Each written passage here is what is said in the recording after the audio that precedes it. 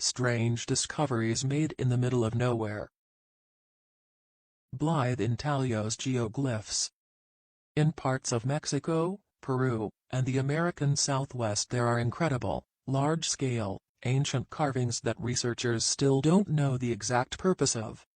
The carvings near Blythe, California, are known as the Blythe intaglios, while in Peru the ancient geoglyphs there are called the Nazca lines.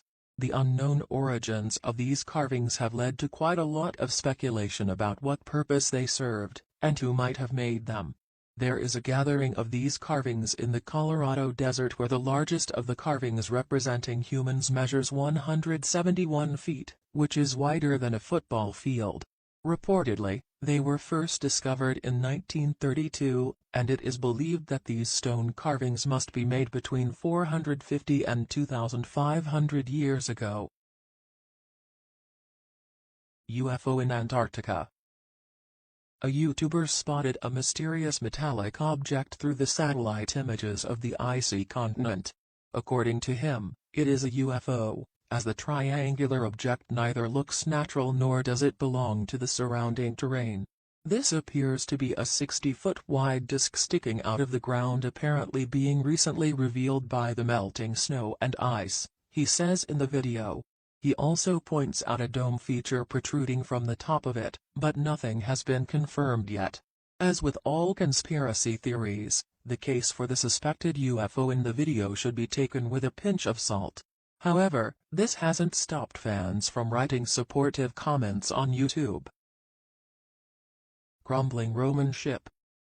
Archaeologists working on the banks of the Zadar River at the Barber site have stumbled upon a remarkable discovery that has come after 6 concerted years of research and labor. They found a 1st-century Roman ship which accordingly is 29.5 feet in length and nearly 10 feet wide.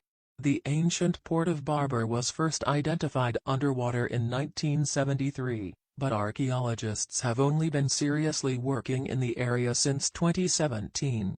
A larger underwater survey of 172 square feet revealed the ship in incredibly good condition after being preserved by a layer of sand for over 2,000 years.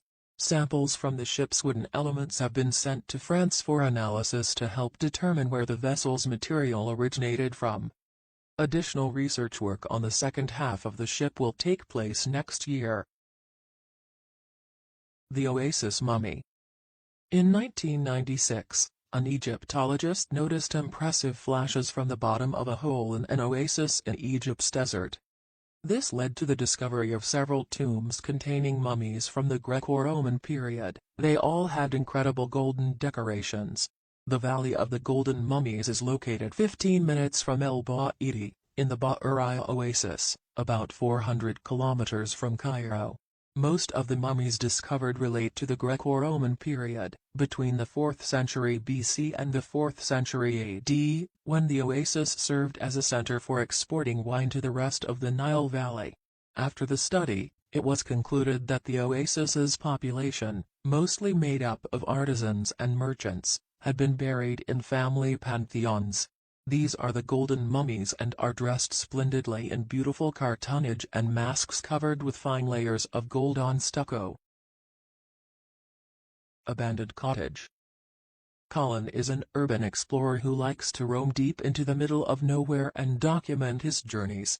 It was on one of these recent trips that he stumbled upon an unbelievably abandoned cottage hiding in the forest. The home was full of photo slides of indigenous communities taken from around the world, as well as family photos, furniture and dusty old books. One picture of the house showed a living room crammed full of wooden stalls, a TV seemingly from the 1990s and a cast-iron log burner. In another, photographs of what appeared to be the occupants' children or grandchildren and pets could be seen on the mantelpiece. Based on the labels on the old food found there, Colin estimates that the cottage has been left abandoned for at least 20 years. It looked like whoever lived in the cabin went for a walk decades ago and never found their way back. The mysterious fairy circles. Reportedly, for over 50 years, ecologists have studied and debated the mystery of the Namib Desert's fairy circles. These circular patches, mostly barren of grass, have spread across 1,100 miles in the arid grasslands of southern Africa. There are many explanations for these fairy circles in the Namib Desert, ranging from ants to termites to grass-killing gas that seeps out of the soil. But the patches may be the natural result of the subsurface competition for resources among plants, new research suggests. According to a researcher, small fairy circles last for an average of 24 years, whereas larger circles can stick around for up to 75 years. However, his research didn't determine why the circles form in the first place, or why they disappear. Mystery Island of St. Kilda. When it comes to remote places, St. Kilda is about as isolated as it gets. The St. Kilda archipelago in Scotland is a collection of tiny islands over 40 miles from the Western Isles, which themselves are considered in the middle of nowhere.